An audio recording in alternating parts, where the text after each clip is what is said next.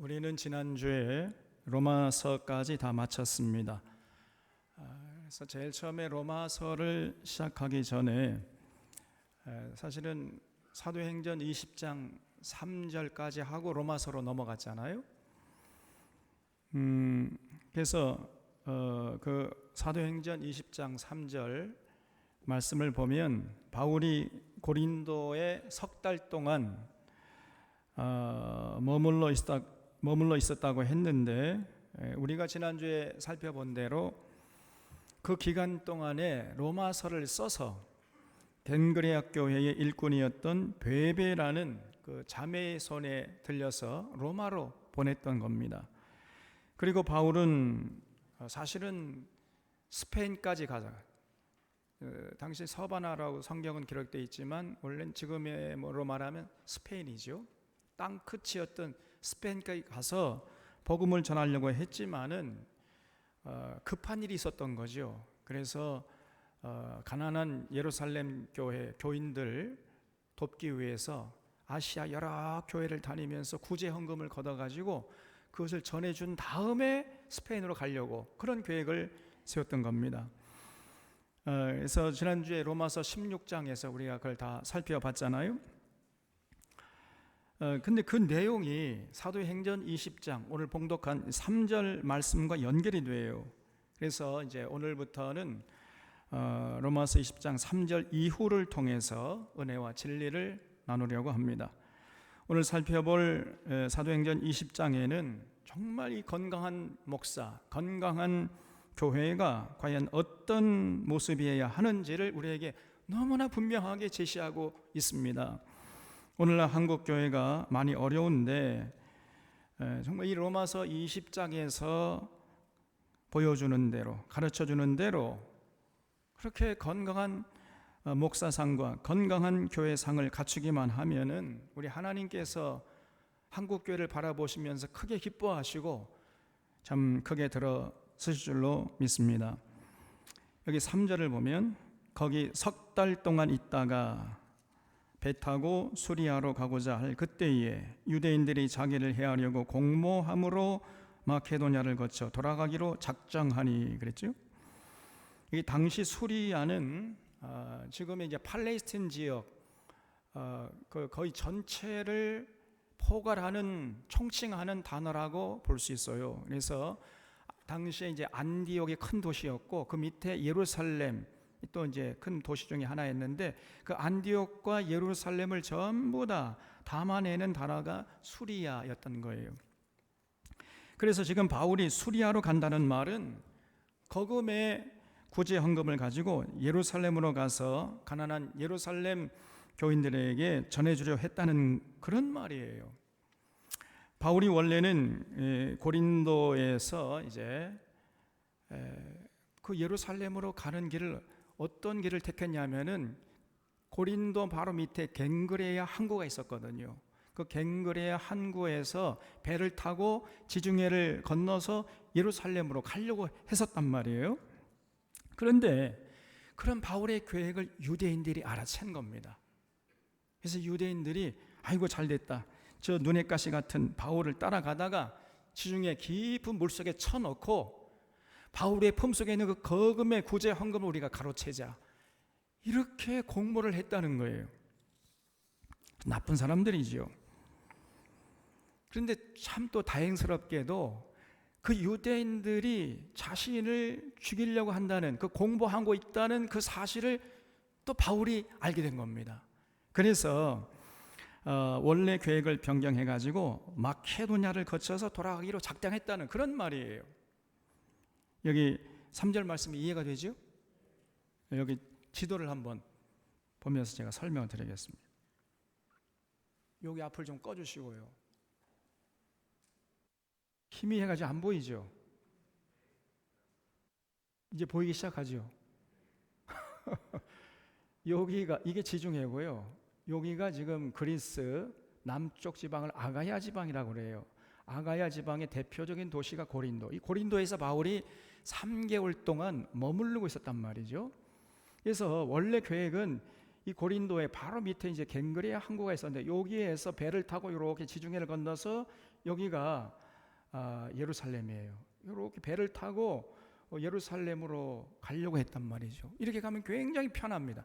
한 달 정도면 갈 수 있는 그 거리인데 유대인들이 자기를 죽이려고 한다는 소식을 듣고 계획을 변경해가지고 육지로 마케도니아, 여기가 이제 그리스 북쪽 지방을 마케도니아라고 그래요. 마케도니아 지방으로 육로로 가려고 했다는 거예요. 그래서 데살로니가, 빌립보에서 네아폴리, 사모트라케, 사모트라케에서 드로아에서 아소에서 미둘레네, 이 기오에서 사모에서 밀레에서 이제 로도, 그다음에 바다라, 베니게 이렇게 해가지고 예루살렘으로 가려는 계획을 변경했다는 거예요. 근데 사실 이렇게 돌아가면은요, 이게 직선거리인데 이렇게 돌아가면은 굉장히 먼 거리고, 그렇기 때문에 비용도 많이 들겠지요. 피곤도 하고 비용도 많이 들고. 그런데 유대인들이 바울을 잡아 죽이려는 그런 공모를 하고 있다는 소식을 듣고 어쩔 수 없이 바울이 이 길을 택했다는 거죠. 이 해로로 가면 참 편리했는데, 금방 갈 수 있었는데 할 수 없이 이제 육로로 이렇게 돌아갔다는 거예요. 그래서 여기 이제 좀 이따 나오겠습니다만은 밀레도에 도착했을 때 에베소 교회의 장로님들을 초청해 가지고 마지막 작별 인사를 하는 내용이 오늘 본문 말씀이에요. 그래서 이 그림을 여러분 머릿속에 그리고 있어야 사도행전 20장이 이해가 됩니다. 자, 그래서 4절에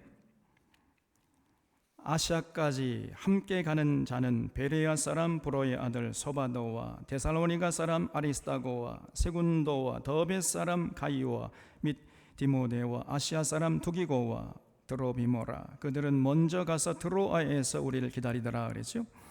거기 우리를이라고 이제 썼는데 이 사도행전을 누가 기록했죠? 여러분, 제가 질문하면 무조건 누가라면 정답이에요. 사도행전을 누가 썼다고요? 누가가 썼죠. 그래서 이 우리를이라는 그 단어 속에는 누가 포함되어 있습니까? 정답이죠. 그래서 지금 바울의 일행 속에 누가가 포함되어 있기 때문에 누가가 우리를이라고 이렇게 표현한 거죠.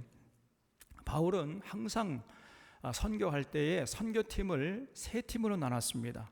선발대, 본대, 후발대, 이렇게 선교팀을 세 팀으로 나눠가지고 아주 효율적으로 선교에 임했던 거예요. 그래서 선발대가 먼저 가가지고 집회 준비를 딱 해놔요. 그러면 이제 바울이 본대로서 딱 가가지고 집회를 하고 떠나면 후발대가 남아서 잔일을 처리하는 이런 식으로 선교팀을 운영했던 거예요.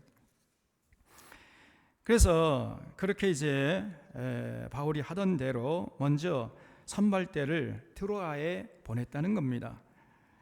전에 바울이 드로아에 갔던 적이 있었는데 그때 드로아 사람들이 바울 선생님이 오셨다 해가지고 막 구름처럼 몰려와서 선생님 성경의 진리 좀 가르쳐 주고 가십시오 이렇게 부탁을 했지만은, 그러나 바울이 디도를 만나지 못한 까닭에 마음이 편치 못해가지고 여유가 없어서 아이고 지금은 제가 그럴 형편이 못 되니 나중에 와서 성경의 진리를 전해주겠습니다 하고 간 적이 있잖아요. 그거 기억나시죠? 그래서 바울이 그 약속을 이제 기억하고 그 약속을 이행하려고 했다는 거예요. 그래서 6절에 우리는 무교절 후에 빌립보에서 배로 떠나 닷새 만에 드로아에 있는 그들에게 가서 이래를 머무니라 그랬죠. 아까 조금 전에 봤지만은 이 빌립보는 유럽의 맨 동쪽에 있는, 동북쪽에 있는 도시죠. 유럽의 첫 도시라고 할 수 있습니다. 그리고 이제 드로아는 지금으로 하면 터키 땅이에요. 그 에게해를 건너면은 서쪽으로 가면은 빌립보가 나오고 동쪽으로 가면은 이 드로아가 나오는 거죠. 그래서 빌립보에서 이제 드로아까지 배로 떠났는데 닷새 만에 드로아에 도착했다는 거예요. 사실 지금 가면은요 한나절이면 갈 수 있는 거리입니다. 그리 먼 거리가 아니에요. 그런데 그 지금부터 2000년 전에는 거기 가는데 며칠 걸렸다고요? 5일이나 걸렸다는 거예요. 그만큼 교통이 불편했던 것이죠. 그래서 거기서 이제 일주일을 머물렀는데 왜 일주일 동안이나 머물렀겠습니까? 약속대로 복음을 전해주기 위함했던 거예요. 바울은요, 약속하면 반드시 그 약속을 지킵니다. 여러분, 약속해놓고 약속을 안 지키면은 그 인격자라고 할 수가 없는 거 아닙니까? 인격자라고 하면은요, 자신이 뱉은 말을 반드시 지키려고, 책임지려고 하는 거예요. 요즘 정치인들, 특별히 뭐 윤석열 같은 이런 사람 약속해놓고 안 지키냐, 빌공짜 공약이에요. 지킬 수 없는 약속을 해버렸습니다, 여러분. 자기가 대통령 되기만 하면은 군인들, 사병들 월급 200만 원씩 주겠다. 그 즉시로 주겠다고 약속했잖아요. 그래서 찍어준 거 아닙니까, 사병들이? 근데 된 다음에 입을 싹 씻어버리는 거예요. 인격자가 아니지요. 완전히 거짓말쟁이입니다, 여러분. 그런 사람이 이 나라에 대권을 주었으니 나라가 어떻게 되겠어요? 그러나 바울은 자기가 한 말은 철저히 지킵니다. 그게 인격자죠. 우리 하나님이 그렇습니다, 여러분. 그러므로 하나님을 믿는 자들은 반드시 약속한 것을 지켜야 되는 거예요. 바울은요, 자기가 뱉은 말 반드시 한마디도 허투루 말하지 않고 말했으면 책임을 지는 거예요. 그래서 이제 그 책임을 지기 위해서 일주일 동안이나 머물면서 복음을 전해줬는데, 여기서 오늘날 모든 교회, 모든 목사들이 반드시 기억해야 할 건강한 목사상을 제시하고 있습니다. 7절 말씀 보겠습니다. 그 주간의 첫날에 우리가 떡을 떼려 하여 모였더니 바울이 이튿날 떠나고자 하여 그들에게 강론할세 말을 밤중까지 계속하며 그랬죠. 바울은 집회를 하면은 그냥 대충 뭐 1시간 때우고 마는 이런 짓은 절대 하지 않았습니다. 바울은요, 한번 설교 시작하잖아요. 기본이 5시간에 6시간입니다. 만약에 제가 바울 같은 여러분 죽었어요. 기본이 5시간이라니까. 요즘 많은 목사들은 설교 시간 고작 25분에 30분 해요. 또 당회에서 25분에 30분 이상 하면은 제재를 합니다. 왜 이렇게 길게 했어? 말이 따지는 거예요. 그러니까 여러분 25분 30분 정도 해가지고는 성경의 그 깊은 진리를 절대로 전달할 수가 없어요. 그냥 변죽만 올리고 마는 거지요. 게다가 설교의 내용도 성경 한 구절 읽어놓고는 온갖 세상 돌아가는 이야기, 웃기는 이야기, 개그맨 저리 가라 할 정도로 그렇게 뭐 그런 이야기로 그냥 끝내버려요. 기껏 한다는 것이 기복신앙이나 신비주의 신앙을 부추기든지 아니면 철진한 이념 공세를 펼치든지 처세술, 성공학 정도의 수준으로 끝나버리고 맙니다. 그러니까 그 속에 전혀 이 하늘의 진리의 말씀이 담겨 있지 않은 거예요. 그러니 듣고 나서 돌아서면은 전혀 남는 것이 없어요. 그러니까 아무리 그런 설교를 많이 듣고 자주 듣고 깊이 들어도 전혀 사람이 변하지 않습니다. 인생관, 세계관, 역사관, 가치관, 물질관이 전혀 변할 수가 없어요. 그냥 신앙생활을 아무리 오래 해도 전혀 세상 사람들과 구별되지 않습니다. 그리고 성경을 전혀 알 수 없는 거예요. 신앙생활한 지 20년, 30년, 40년이 지났는데 그래서 설교를 20년, 30년, 40년 동안이나 들었음에도 불구하고 여전히 성경 한 권을 제대로 모르고 있단 말이에요. 이것이 오늘날 한국교회의 현실입니다. 그러니 어떻게 성경 전체를 통해 계시하시는 하나님을 알 수 있겠어요? 불가능한 것입니다. 하나님의 성품이 어떻고 하나님이 어떨 때 기뻐하시고 어떨 때 슬퍼하시다가 분노하시는지, 하나님의 행하신 일이 무엇이고 하나님의 그 요구가 뭔지 전혀 알 수가 없는 겁니다. 그러니 그런 사람이 어떻게 하나님을 섬길 수 있겠어요?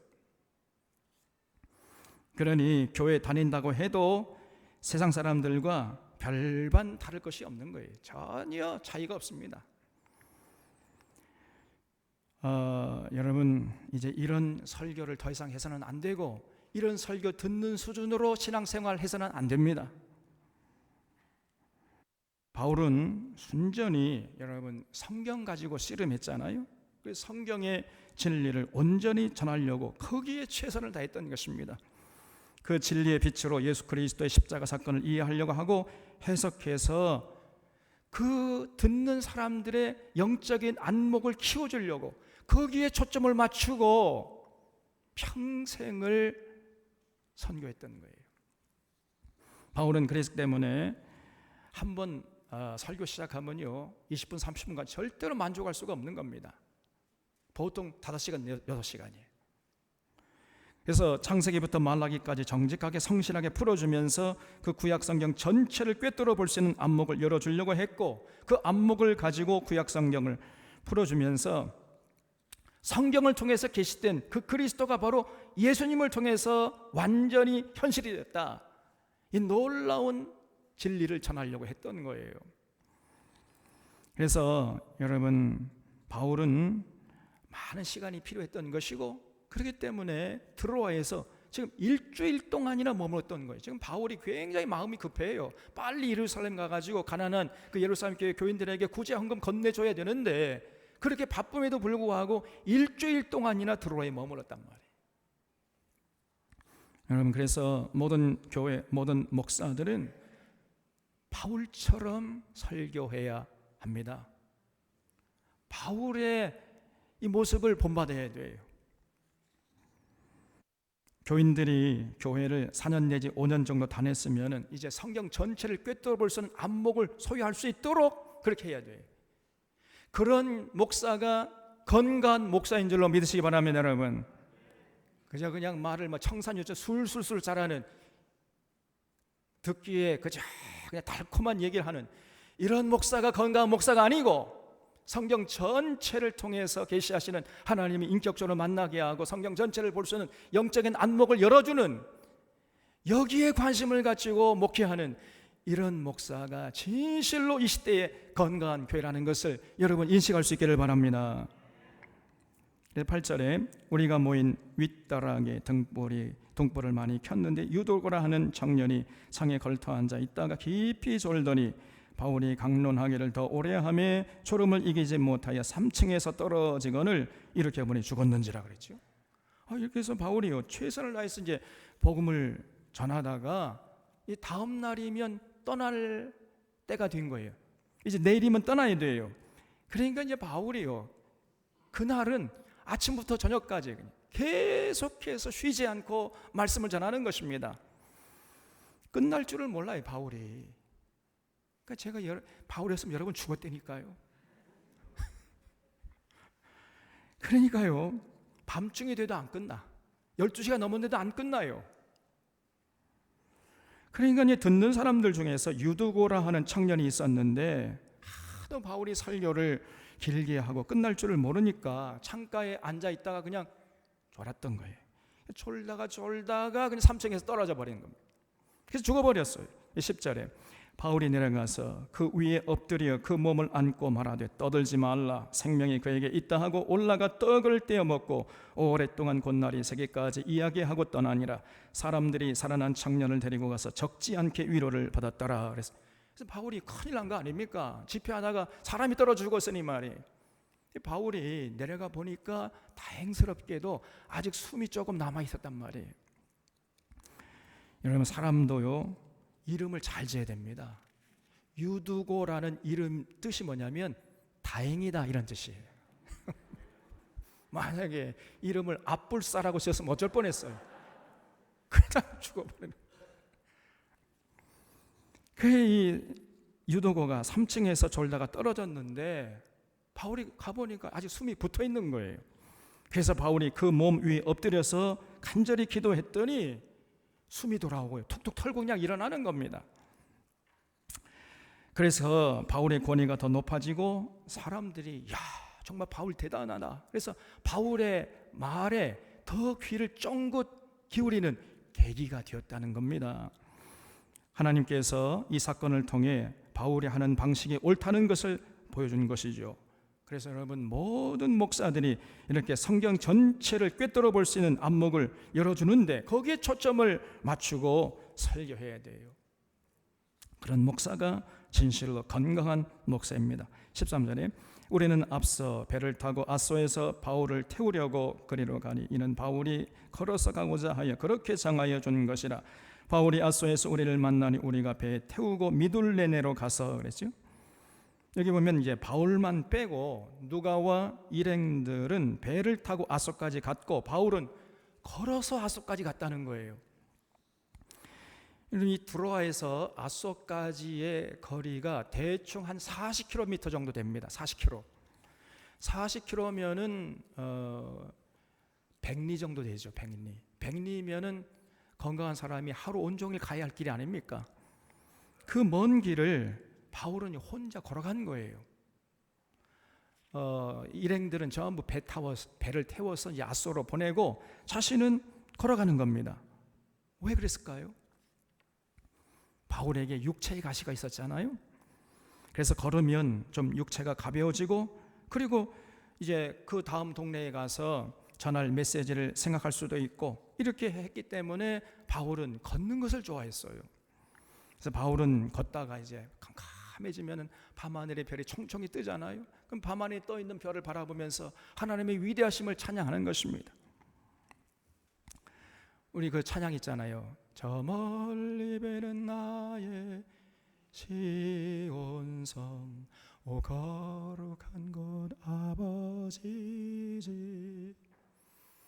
내 사모하는 집에 가고자 한 밤을 세웠네. 그 찬양이 있잖아요. 바울이 그 찬양을 불렀던 거예요. 그러면 은혜가 쏟아집니다.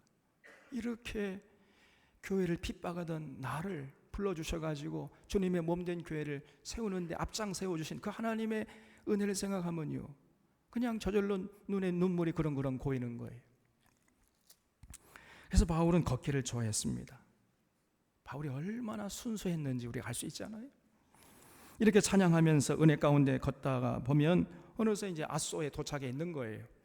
그래서 거기서 일행들과 합류해서 배를 타고 미둘레네로 갔다는 거예요. 15절에 거기서 떠나 이튿날 기오 앞에 오고 그 이튿날 사모에 들르고 또 그 다음날 밀레도에 이르니라. 바울이 아시아에서 지체하지 않기 위하여 에베소를 지나 배 타고 가기로 작정하였으니 이는 될 수 있는 대로 오순절 안에 예루살렘에 이르려고 급히 가미로라 그랬어요. 이렇게 이제 웬만한 동네는요 바울이 그냥 빨리빨리 그냥 지나치는 거예요.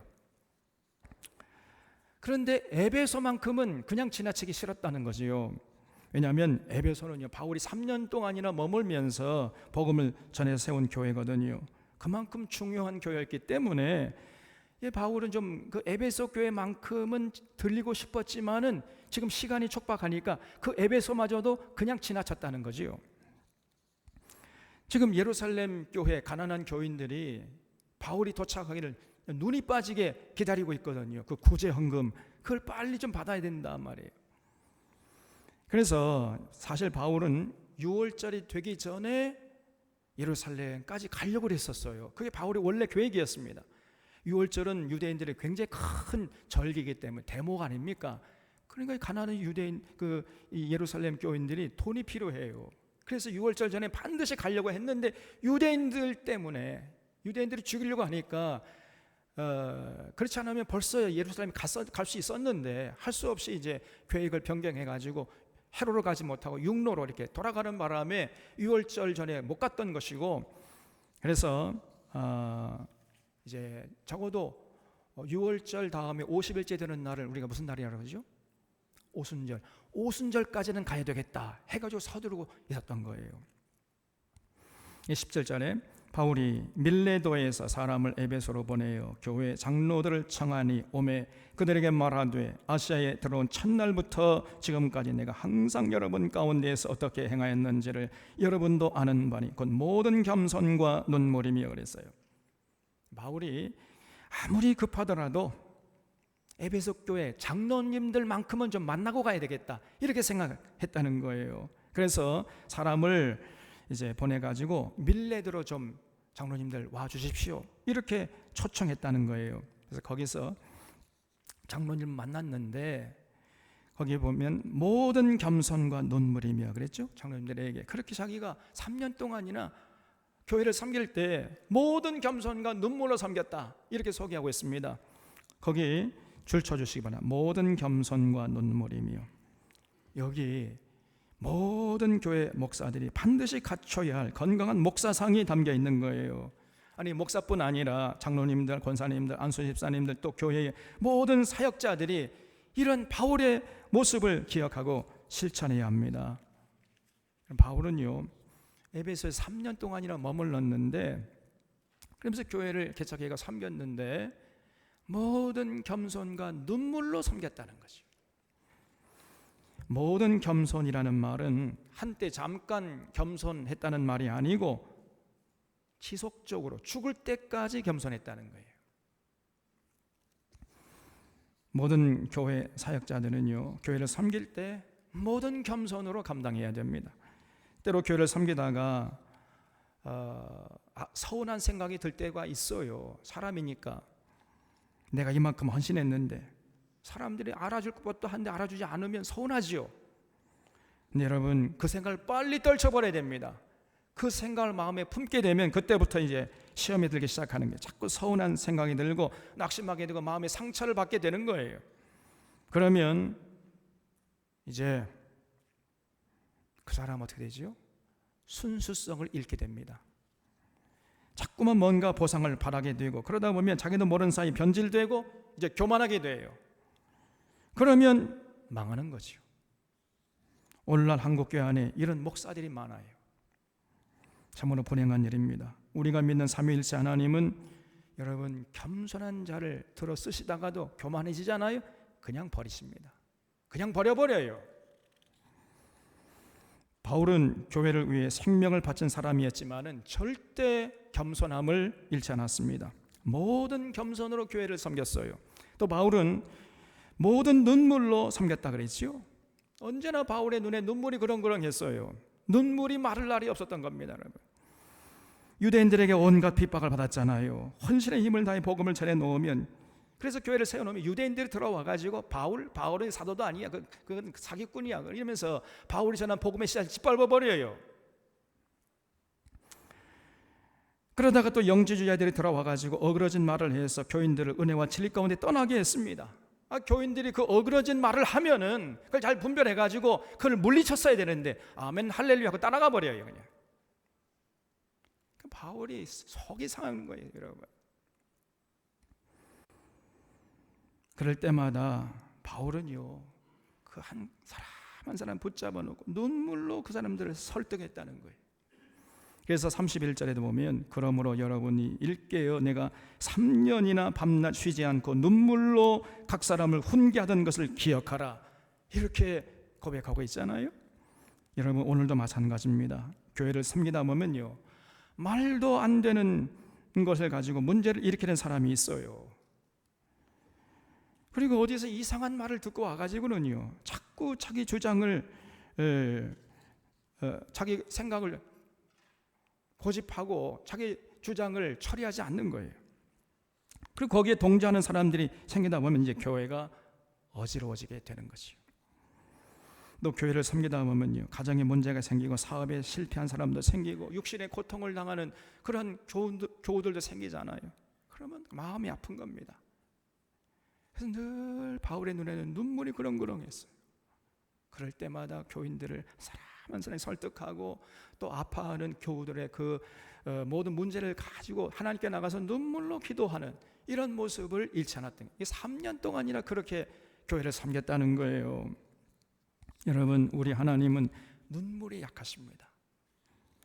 섬기는 자들이 우는 것을 하나님이 두고 보지 못하세요.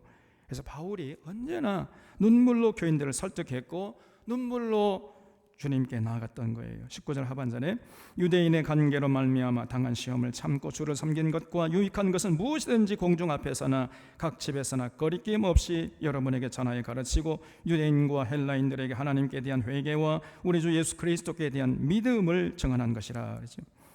바울은요, 유대인들이 말도 안 되는 말로 핍박을 해대도 그냥 꾹 참았습니다. 절대로 거기에 반응을 보이지 않았어요. 여러분, 이것이 지혜입니다.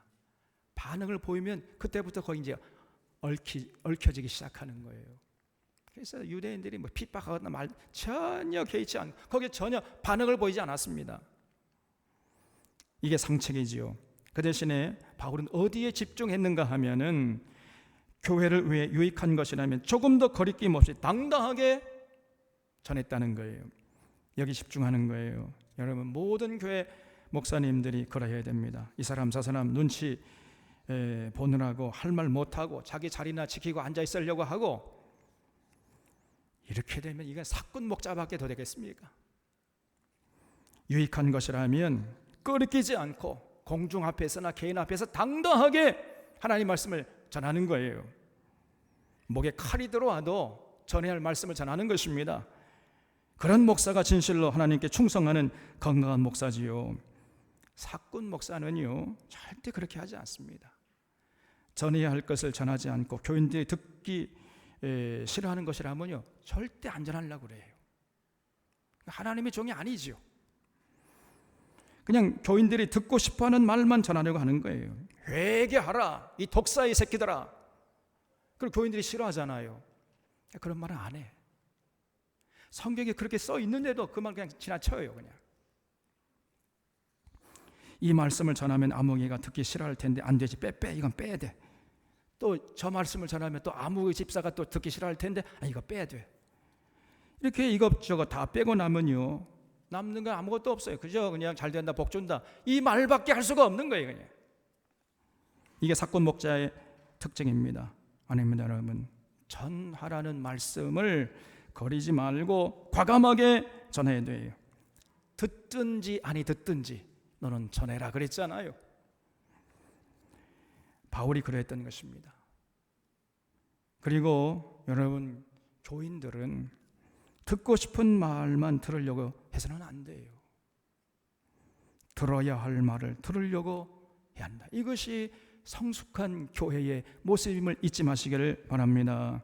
22절에 보라, 이제 나는 성령에 매여 예루살렘으로 가는데 거기서 무슨 일을 당할는지 알지 못하노라. 오직 성령이 각성해서 내게 증언하여 결받고 환난이 나를 기다린다 하시나 내가 달려갈 길과 주 예수께 받은 사명 곧 하나님의 은혜의 복음을 증언하는 일을 마치려 하면은 내 생명을 조금도 귀한 것으로 여기지 아니하노라 그랬어요.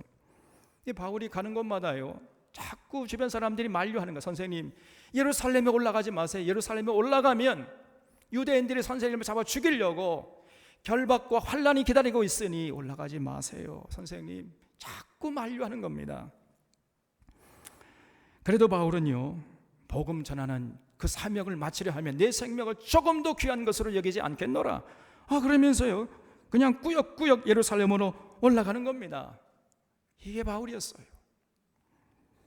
바울은 복음을 전하는 일에 자신의 생명을 걸었던 거지요. 여러분, 정말 누가 행복한 사람이겠습니까? 하나님이 이 땅에 보내실 때 주신 사명을 올바로 인식하고 그 사명 감당하는데 자신의 하나밖에 없는 생명을 바쳐서 충성하는 자 아니겠어요? 내 목숨까지도 내가 바칠 수 있겠다. 그러한 일을 발견한 사람. 근데 그것이 하나님이 기뻐하신 일을 한다면 금상첨화겠지요? 그런 하나님의 사명을 제대로 인식하고 거기에 자신의 생명까지도 바치려고 하는 사람, 그런 사람이 진실로 행복한 사람이에요. 여러분, 농사를 지어도요, 돈벌이의 수단으로 짓는 것이 아니라 나는 정직하게 농사를 짓겠다, 여기에 내 목숨을 바치겠다, 이 정농이죠. 정농.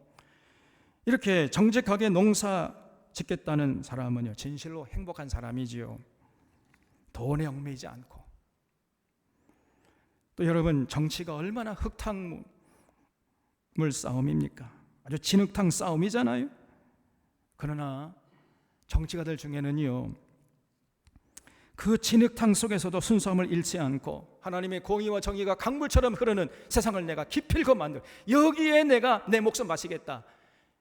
많지는 않지만 이런 정치가들도 있어요. 여러분, 우리가 그런 정책을 잘 살펴서 거기에 신성한 한 표를 행사해야 하는 것입니다.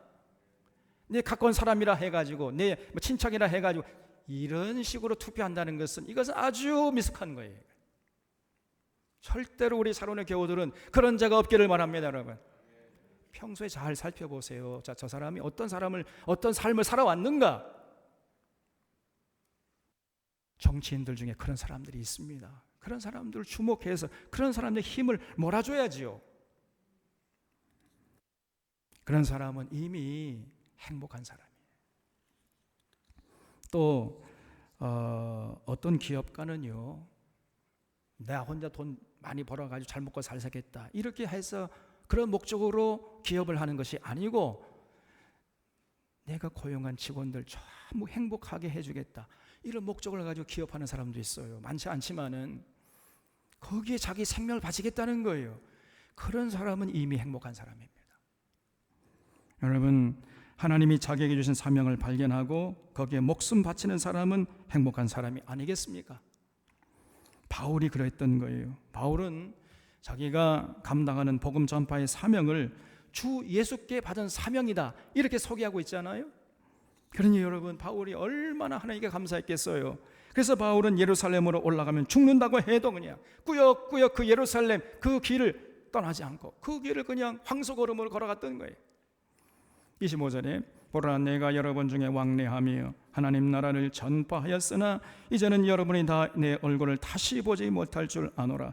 그러므로 오늘 여러분에게 증언하거니와 모든 사람의 피에 대해 내가 깨끗하니 이는 내가 꺼리지 않고 하나님의 뜻을 다 여러분에게 전하였습니다 그랬어요. 거기 모든 사람의 피에 대하여 내가 깨끗하니에 줄을 쳐 주시기 바랍니다. 에스겔서 3장을 보면은 하나님이 이제 에스겔을 부르시면서 말씀하셨잖아요. 예, 에스겔아, 너 가서 이스라엘 백성들을 깨우쳐라. 그들이 듣든지 아니 듣든지 너는 내가 전할 말씀을 온전히 전해서 그들을 깨우쳐라. 알았어, 가봐. 이렇게 보냈어요.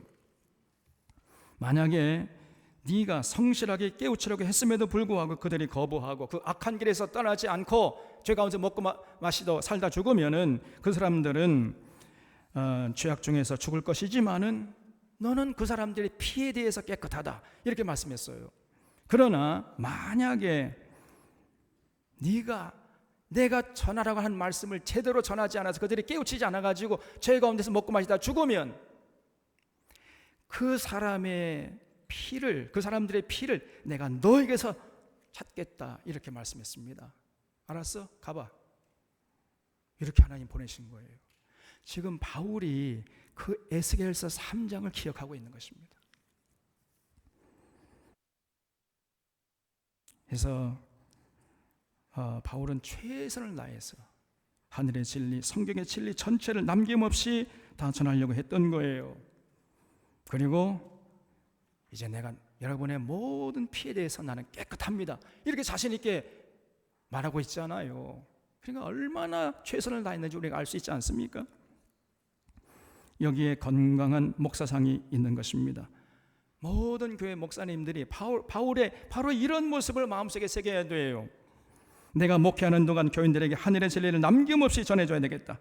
성경을 단 한 권도 빼지 않고 성실하게 정직하게 전해서 성경 전체를 볼 수 있는 안목을 열어주고 내가 이제 목회를 그만둬야 되겠다.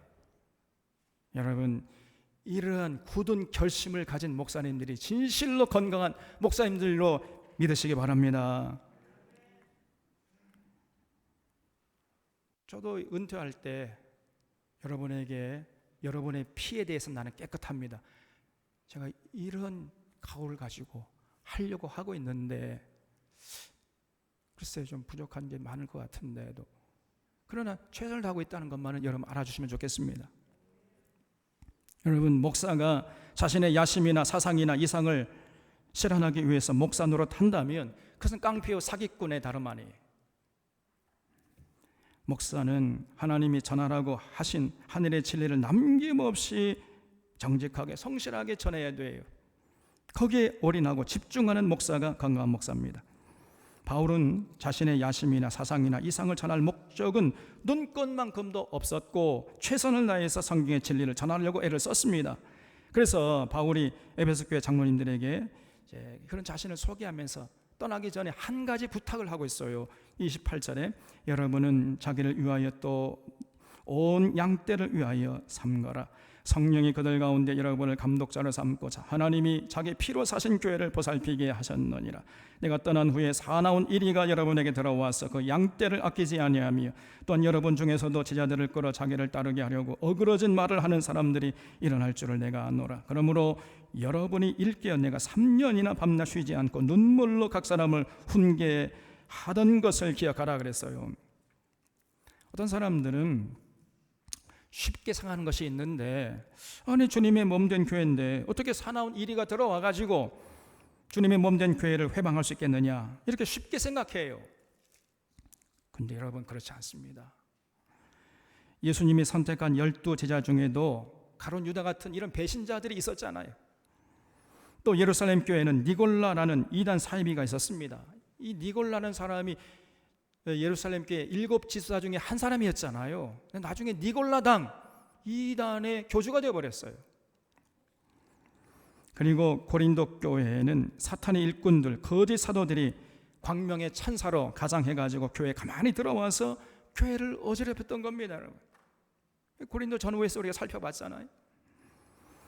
지금 바울은 에베소 교회에도 능히 그럴 가능성이 있다는 거예요. 그래서 바울이 떠나면 또 어그러진 말을 하는 사람들이 들어와서 교회를 어지럽게 할 것을 지금 염려하고 있는 거예요. 여러분, 오늘날 한국 교회에도 정말 이런 사람들이 많아요. 안타깝지만은 이것이 현실입니다. 어그러진 말을 하는 사람들이 너무나 지금 많아요. 교회 밖에도 많지만 교회 안엔 더 많아요. 목사라고 할 수 없는 사람들이 너무나 많아요. 또 교인들 가운데 그런 사람 많습니다. 이건 교인이 아니야. 이게 교회당만 나올 뿐이지 교회가 교인이 아니에요. 그래서 여러분 정말 조심해야 됩니다. 어떤 목사는 입만 열면은 문재인 정부를 공격해 됩니다. 문재인 정부가 교회를 핍박했다 하고 뭐 사회주의를 만들려고 한다고 하고 그러면서 자유민주주의를 지켜야 한다고 하면서 핏대를 세워요. 그러면서 멸공을 부르짖고 남북 간의 적대심을 자극하는 이런 발언을 서슴지 않습니다. 이거는 목사가 아닙니다. 종교 사기꾼이에요. 이게 단적으로 100% 제가 단정적으로 말씀드릴 수 있어요.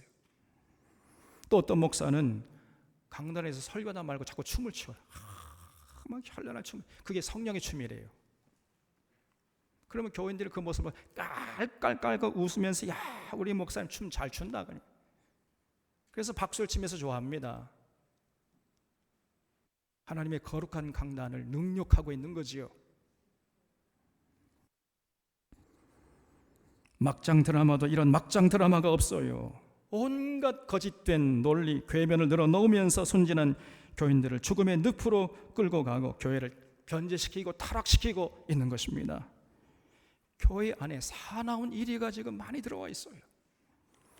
그래서 교회 장로님들은 이런 자들에게서 교회를 지키고 보호해야 할 사명이 있다는 사실을 잊지 마시기를 바랍니다. 제가 은퇴했다가도 만약에 그런 소리 있으면 제가 당장 달려올 거예요. 그냥 여러분, 그러면 그 교회를 지키는 비결이 뭐예요? 32절에 지금 내가 여러분을 주와 및 그 은혜의 말씀에 부탁하노니 그 말씀이 여러분을 능히 든든히 세우사 거룩하게 하심을 입은 모든 자 가운데 기업이 있게 하시리라 그랬어요. 거기 주와 및 그 은혜의 말씀에게 부탁하노니에 줄을 쳐주시기 바랍니다. 지금 바울이 에베소 교회 장로님들에게 하나님의 교회를 끝까지 지켜나갈 수 있고 지켜나갈 수 있는 그 유일한 비결을 제시하고 있는데 그게 뭐냐? 은혜의 말씀이라는 거예요. 다시 말해서 성경의 진리로 무장하는 이 길 외에 다른 길이 없다는 것입니다. 여러분, 교회가 파상공세를 해오는 이 마귀의 속임수와 어그러진 말을 하는 거짓 선지자로부터 든든히 방어막을 펼치고 있어야 되는데 그 비결이 뭐예요? 그게 바로 성경의 진리. 하나님의 말씀을 통해 진리로 무장하면 어떤 어둠의 세력들이 와가지고 교회를 변질시키고 타락시키려고 해도 절대로 교회는 무너지지 않습니다. 우리가 찬양하자. 이 땅에 마귀 들끓어 우리를 삼키려 하나. 그럼 뭐죠? 겁내지 말고 섰거라. 뭘로 이긴다고요? 진리로 이기리로다. 진리로 이길 수 있는 거예요. 진리로. 교회가 진리로 무장해야 그때 비로소 마귀의 모든 괴계를 이길 수 있는 것입니다. 그래서 디모데전서 3장 15절에서 바울이 교회를 정의하기를 교회는 진리의 터요 진리의 기둥이다. 이렇게 아주 확고하게 못을 말았어요. 교회가 뭐냐? 교회의 정체성이 뭐냐는 거예요. 교회는요, 성경의 진리 안에 든든히 서 있어야 돼요. 그게 교회입니다. 그래서 제가 우리 교회 이거 좀 꺼보세요.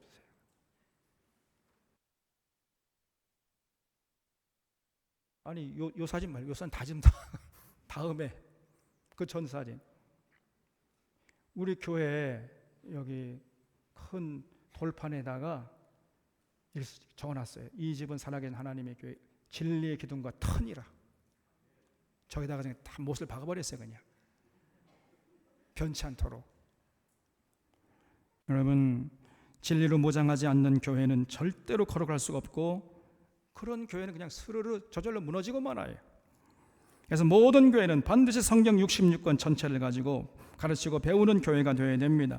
거기에 관심을 가지고 힘써야 돼요. 그러나 불행하게도 오늘날 한국교회는 여기에 별 관심이 없습니다. 그렇기 때문에 한국교회가 어지럽고 힘을 잃어가고 있는 것이고 반대로 이단들이 곰팡이처럼 피어나가지고 창궐하고 있는 거예요.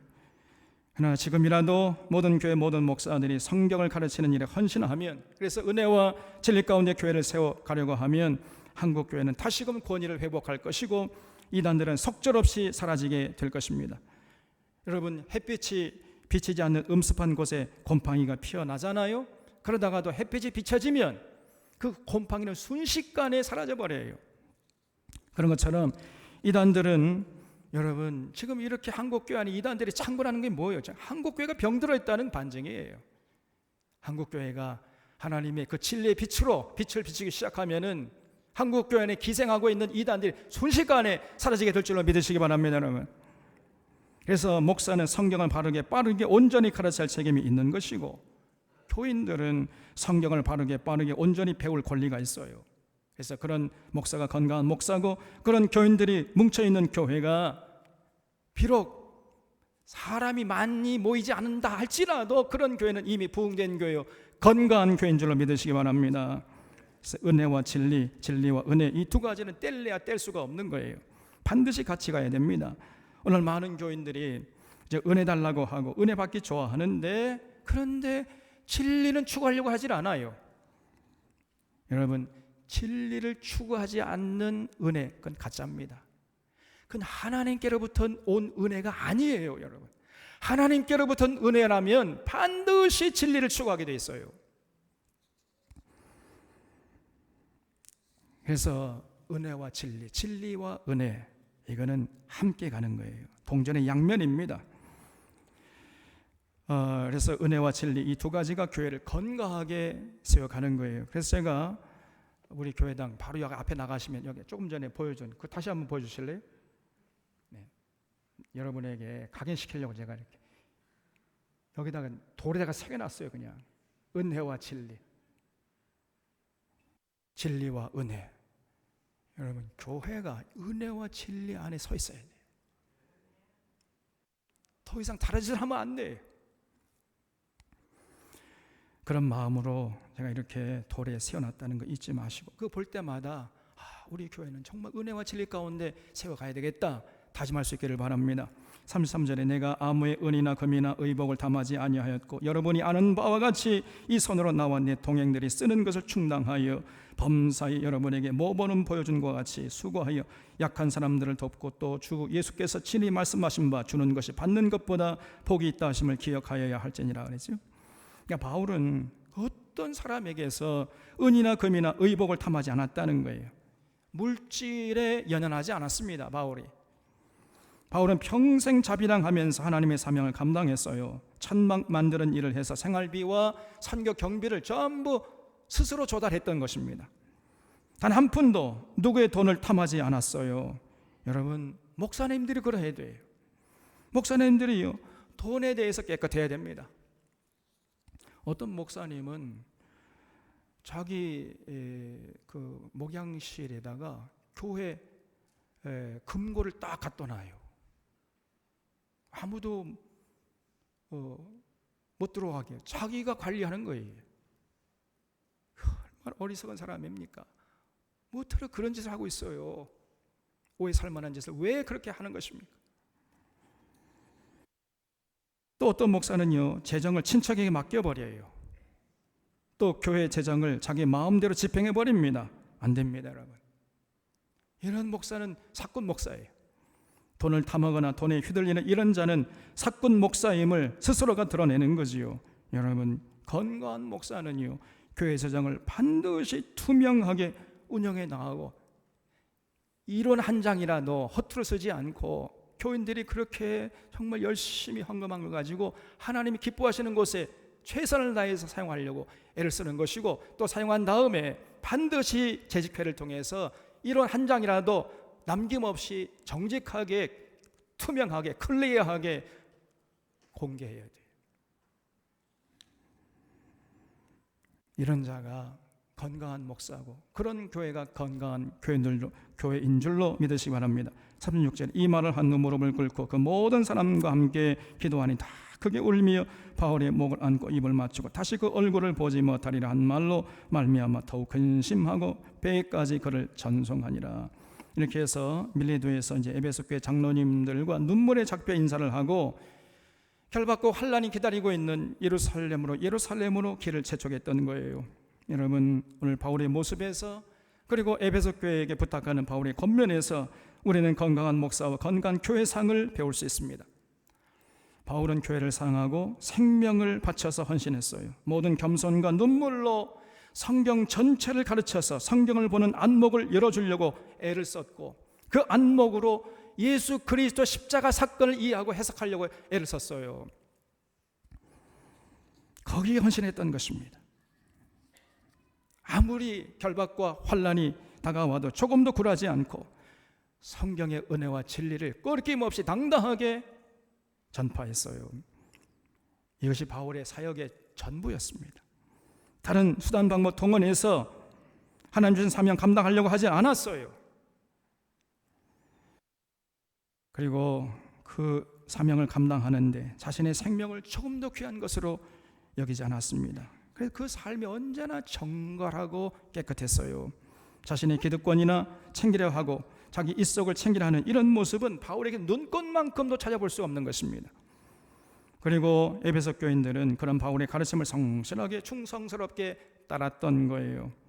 이런 모습을 본받아서 아무쪼록 우리 사론교회도 주님 다시 오실 때까지 건강한 목사와 건강한 교회가 될 수 있기를 바랍니다. 기도하겠습니다.